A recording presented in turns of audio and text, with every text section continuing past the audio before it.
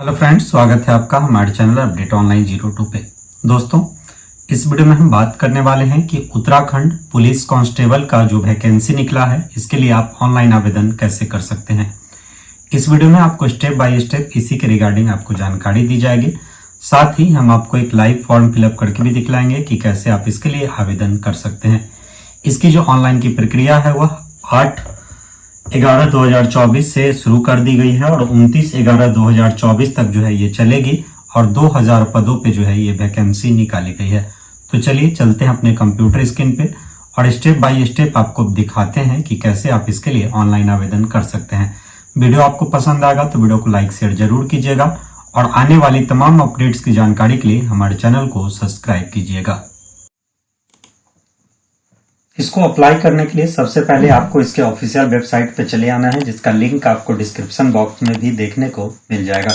यहाँ पे जब आप आइएगा तो आपको यहाँ पे देखने को मिल जाएगा ये जो पद है वो 2000 पदों पे वैकेंसी निकाली गई है और 8/11/2024 से 29/11/2024 तक जो है यह अप्लाई की प्रक्रिया चलेगी।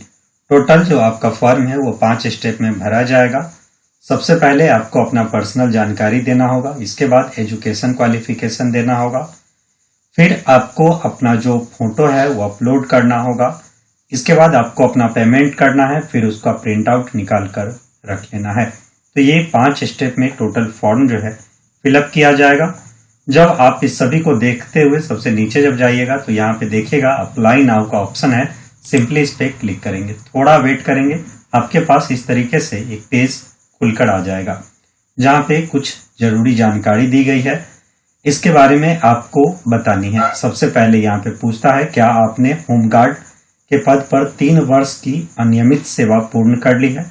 अगर आप इससे पहले जो है उत्तराखंड में होमगार्ड के ड्यूटी पर थे तो आप यस कीजिएगा, नहीं थे तो नो कीजिएगा।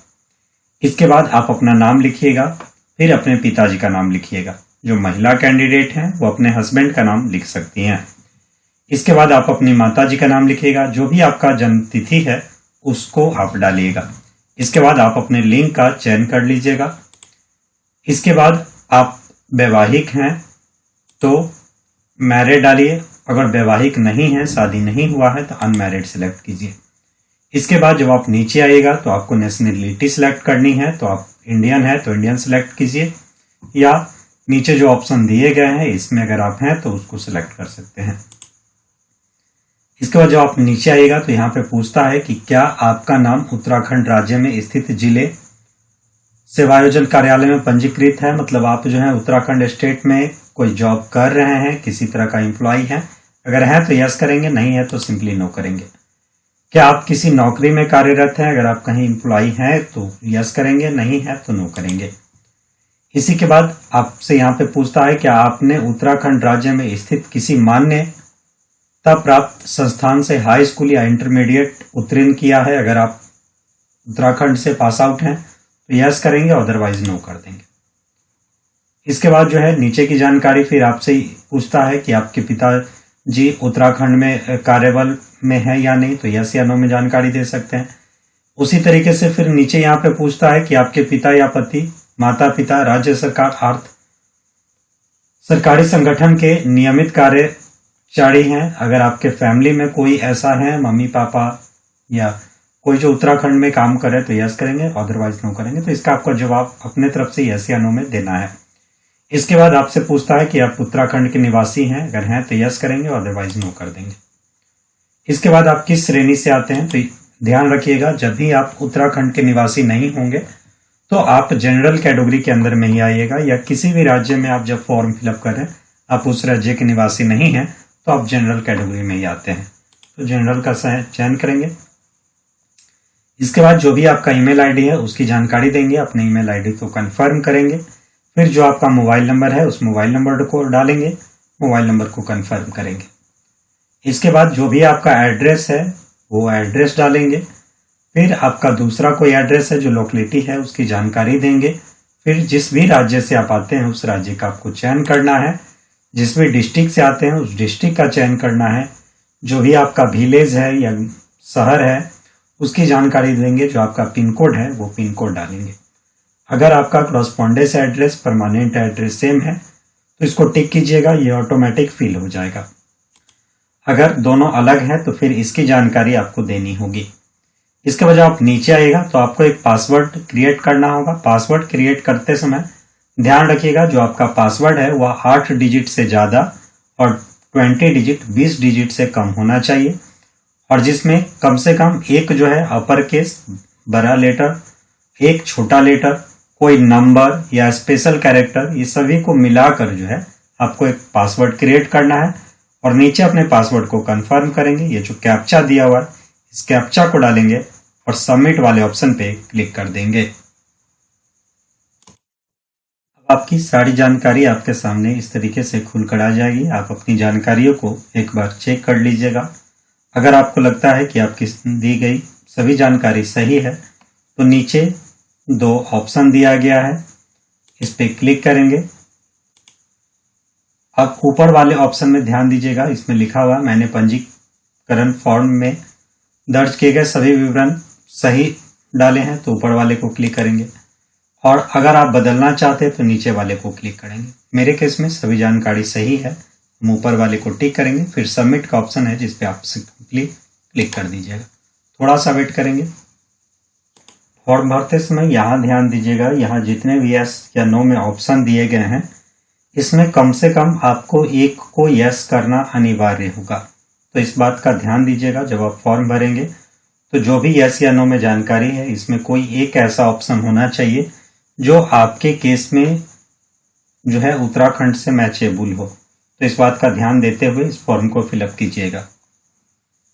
इस तरीके से जब आप देखिएगा तो आपका जो है रजिस्ट्रेशन ईमेल आईडी आपको दिख जाएगा और ये आपके मोबाइल पे भी मैसेज के थ्रू भेज दिया जाएगा। अब आपको क्लिक हियर टू लॉगिन वाले ऑप्शन पे क्लिक करना है।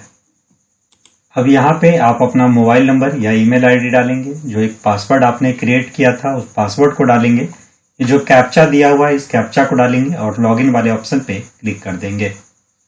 अब आपको आपकी ऊपर सभी जानकारी देखने को मिल जाएगी। अब आपको यहाँ पे क्वालिफिकेशन आपको ऐड करना है। तो क्वालिफिकेशन का प्रकार जो है आपका क्या है, क्वालिफिकेशन कहाँ तक किए हैं वो आप यहाँ से सिलेक्ट कर लेंगे।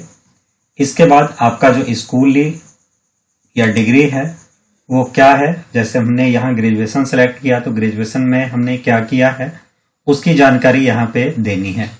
अब जो भी ग्रेजुएशन में किए हैं उस सभी ऑप्शन दिए गए हैं उसका आपको चयन कर लेना है। इसके बाद आप अपना जो है यूनिवर्सिटी किस स्टेट से किए हैं उसका आपको चयन कर लेना है।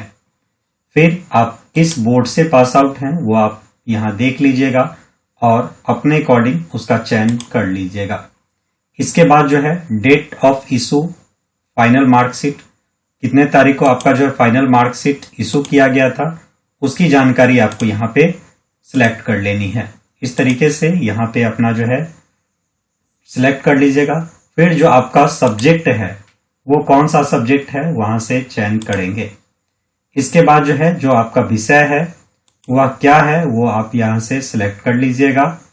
ये जो फॉर्म है दोस्तों वो हम एक डेमो के पर्पज से फिल कर रहे हैं, तो जो भी आप जानकारी फिल कीजिएगा वह अपने अकॉर्डिंग सही जानकारी फिल कीजिएगा। इस बात का ध्यान रखिएगा कि जो भी आप फॉर्म भरेंगे तो अपने अकॉर्डिंग सही जानकारी का फॉर्म भरेंगे। तो यहाँ पे सब्जेक्ट जो है आप डालिएगा, सेकेंड सब्जेक्ट जो आपका क्या था वो डालेंगे और थर्ड सब्जेक्ट जो है क्या है वो आप डालेंगे। इस तरीके से जो है आप अपने अकॉर्डिंग तीनों सब्जेक्ट डालिएगा। अब अंक के जो प्रकार है वो आपको किस तरीके का अंक मिला है, जैसे GCPA आपको मिला है तो चयन करेंगे। अगर मार्क्स मिला है, ग्रेड मिला है तो वो आप जो भी आपको मिला है उसका आपको चयन कर लेना है। फिर अगर आप मार्क्स डालते हैं तो कितना नंबर जो है आपको मिला है वो आप यहां से सिलेक्ट कर लेंगे। टोटल कितने नंबर का एग्जाम था वो भी आपको सिलेक्ट करना है। तो टोटल कितना नंबर का एग्जाम था उसकी जानकारी आपको यहाँ पे देनी है। परसेंटेज ये ऑटोमेटिक ले लेगा। यहाँ पे ऐड क्वालिफिकेशन, पहले जब भी आप इस फॉर्म को भरिएगा सबसे पहले जो है 10th की जानकारी डालनी है, फिर 12th की, फिर ग्रेजुएशन की। इस तरीके से आपको जानकारी डालनी है। इस तरीके से आप अपनी जानकारी को फिल कीजिएगा। उसके बाद जब आप नीचे आएगा तो यहाँ पे आपसे पूछता है क्या आपने प्रादेशिक सैनिक में न्यूनतम 2 वर्ष की अवधि तक सेवा की है। अगर की है तो यस करेंगे, अदरवाइज नो करेंगे। फिर आपसे पूछता है क्या आपके पास राष्ट्रीय क्रेडिट कोर बी प्रमाण पत्र है। अगर है तो यस करेंगे, अदरवाइज नो करेंगे।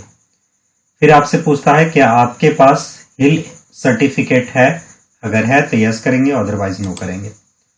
अब आपका जो है एग्जामिनेशन सेंटर सिलेक्ट करना है। तो जो भी आप चाहते हैं एग्जामिनेशन सेंटर सिलेक्ट करना, वो अपने अकॉर्डिंग देख लीजिएगा और सिलेक्ट कर लीजिएगा।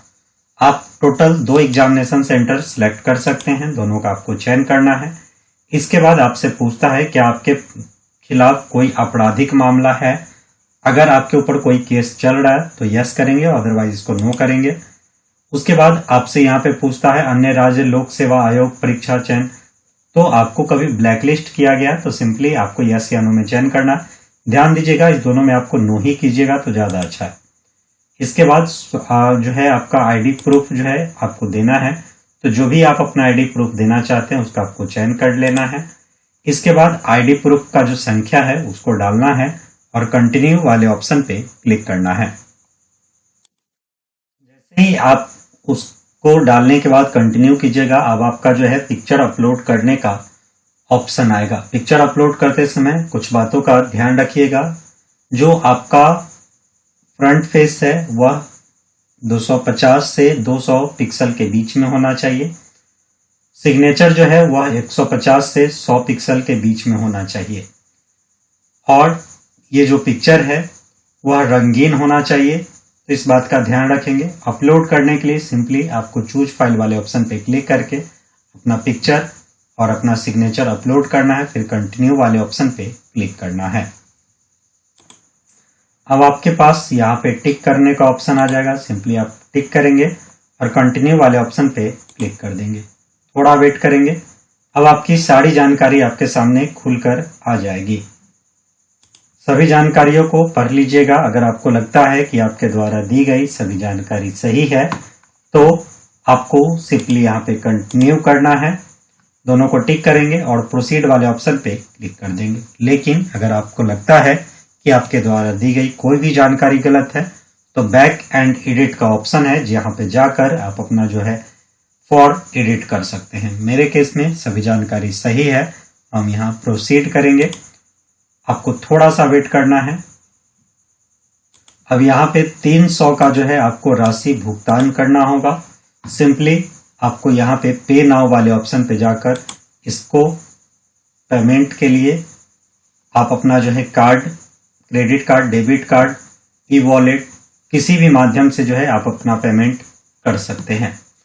और इसके बाद जो है आप इसका प्रिंट आउट निकाल कर रख सकते हैं। उम्मीद करते हैं सारी जानकारी आपको समझ में आई होगी। किसी भी तरह का कोई डाउट रह जाता है तो आप हमें कमेंट कर सकते हैं। वीडियो आपको पसंद आया हो तो वीडियो को लाइक शेयर जरूर कीजिएगा। आने वाली तमाम अपडेट्स की जानकारी के लिए हमारे चैनल को सब्सक्राइब कीजिएगा। मिलते हैं फिर नए वीडियो के साथ। इतने देर जुड़े रहने के लिए आपका बहुत बहुत धन्यवाद।